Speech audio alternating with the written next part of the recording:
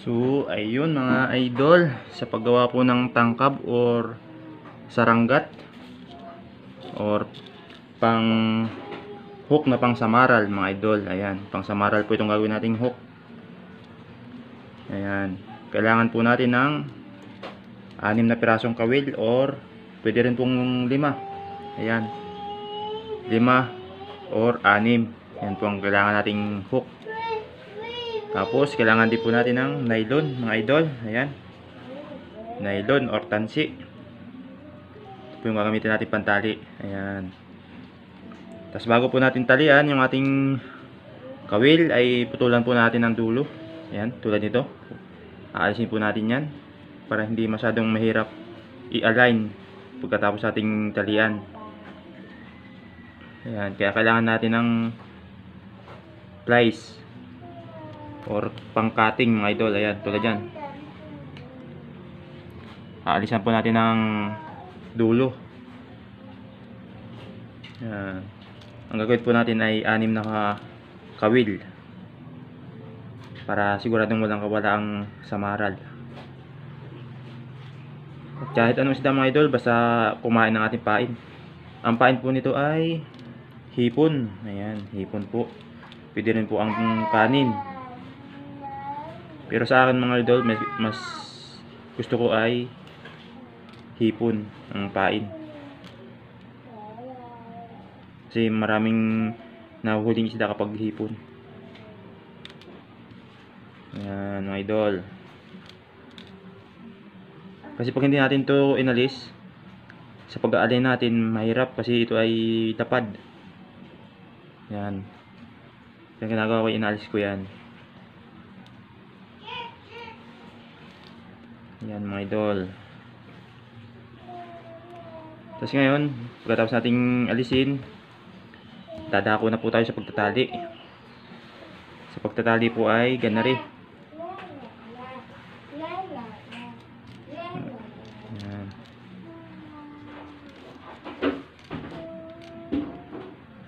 Kailangan po ay tig 3, tig kabila kasi 6 yung kawil.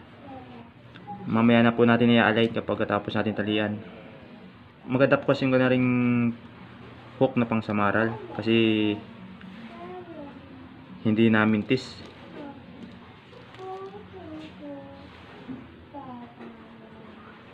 Ayan mga idol.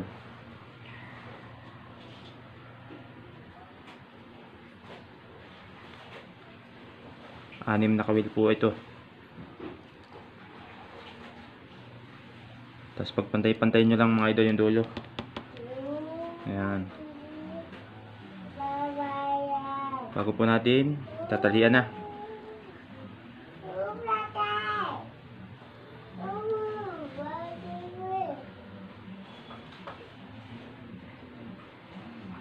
Ayan.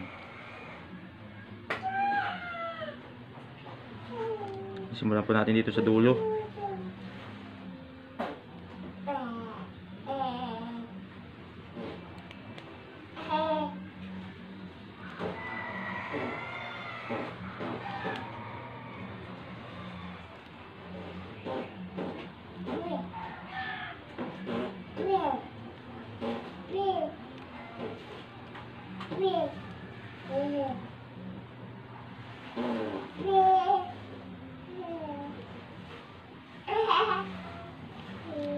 Ang pagtatali mga idol, mula dito hanggang dito sa dulo.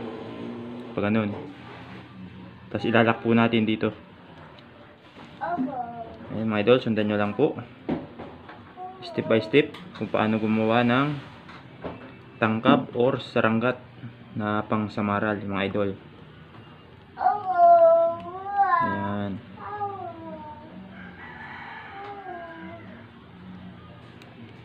Kapag ganito kasi ang hook na gamit ko mga idol, marami akong nahuhuling samaral. Pati bagaong dala. Tsaka labahita, yung medyo maliliit ay dala din. Siyempre, pati butiti ay dala. Lahat mga idol, basta kumain ng ating pain.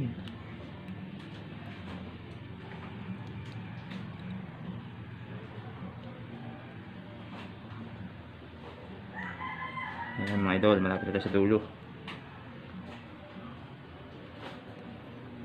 Medyo konting ingat lang sa pagtatali kasi baka sumabit tayo sa dulo ng kawil. Tayo ay matutusok.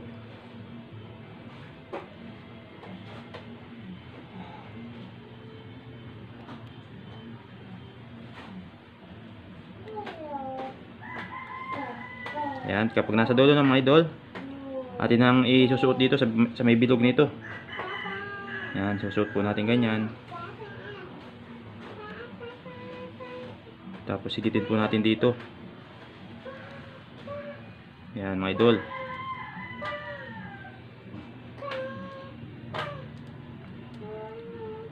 So ayan mga idol, okay na.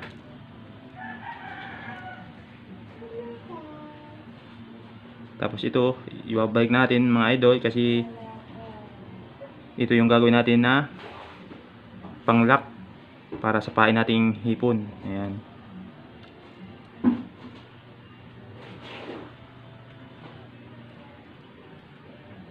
Medyo putulan lang natin ng kaunti.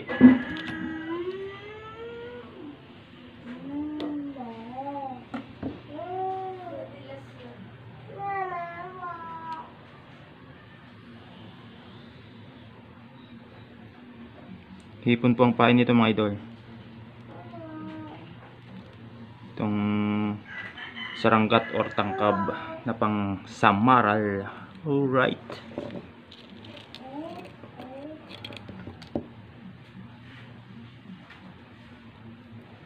Ayan, tatalian po ulit natin.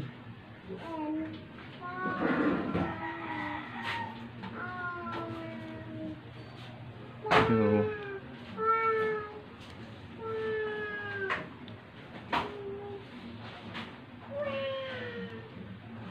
simulan po natin dito sa dulo ulit.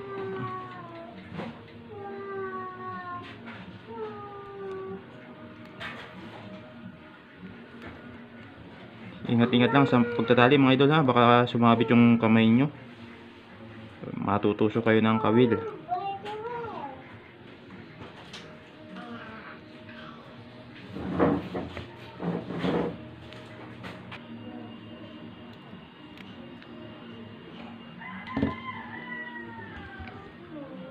So ayan, okay na po yung ating panali. Gagawin naman natin ang i-align.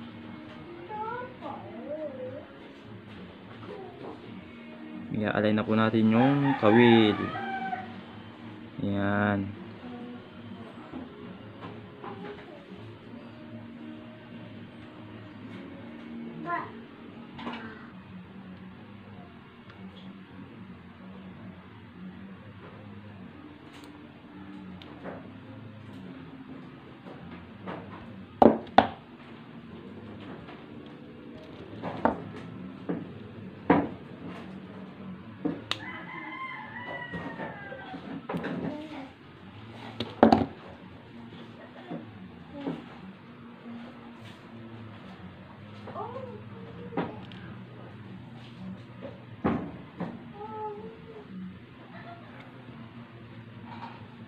So yun mga idol, okay na yung ating tangkab or saranggat. Yan mga idol, oh. Ito po ay hook na pang samaral mga idol. Ayan.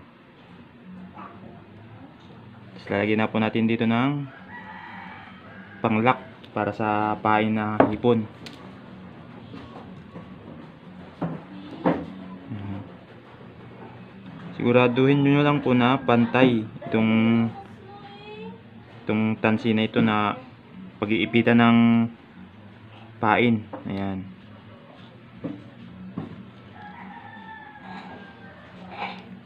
Ibubuhol po natin ito sa dulo.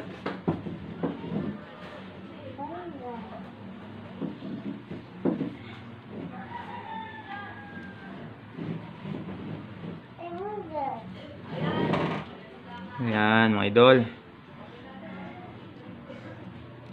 Okay na. Yung panglock na lang kulang mga idol. Kaya mangailangan pa tayo ng isa pang tansi.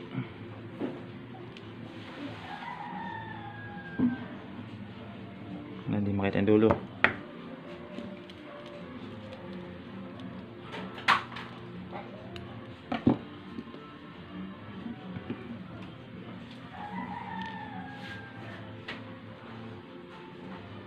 Yan mga idol. Talagyan na natin dito ng extrang nylon. Ayan. Kasi ito yung gagamitin natin na pang-ipit.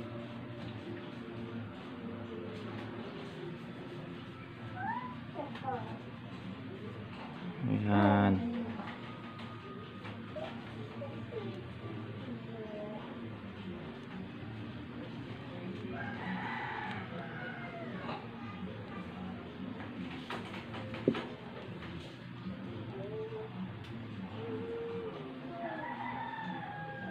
Mga 3 buhol mga idol. Para siguradong hindi makakalas. Ayan, naka2 buhol na. Isa pa.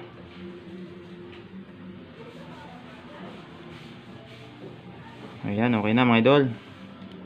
Tapos higpitan lang natin. Ayan.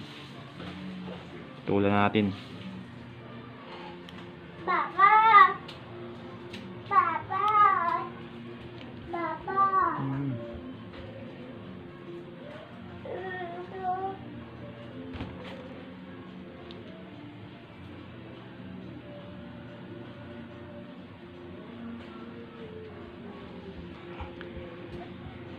Ayan, okay na ang ating hook na pang samaral mga idol. Ayan. Okay na mga idol. Tapos dito po natin ilalagay yung pain. Ito po yung adyasan para pang-ipit siya. Lagyan natin ng sample ng mga idol. Kunwari ito ay hipon. Yung hipon na wala ng balat mga idol. Ayan. Iipit lang po natin dito yung hipon na pain. Ayan, pasok po natin dito. Ito ay kunwari lang mga idol ha. Kunwari lang na hipon. Ayan. Para lang po makita. Tapos ito po yung i-adjust natin para maipit siya. Ayan. So okay na mga idol. Ganyan ang itsura niyan. Oh. Pag may kumagat ditong isda, pag higit natin ng pagganon, mahuhuli siya. Maalin man dito sa 6 na hook na ito ang makatusok. Ayan. So okay na ang ating hook na pang samaral mga idol. Ayan. So next time atin tong susubukan. Gagamitin po natin ito sa dalahican ulit mga idol, sa spillway. Ayan. So okay na yung ating saranggat or tangkab kung tawagin. Ayan.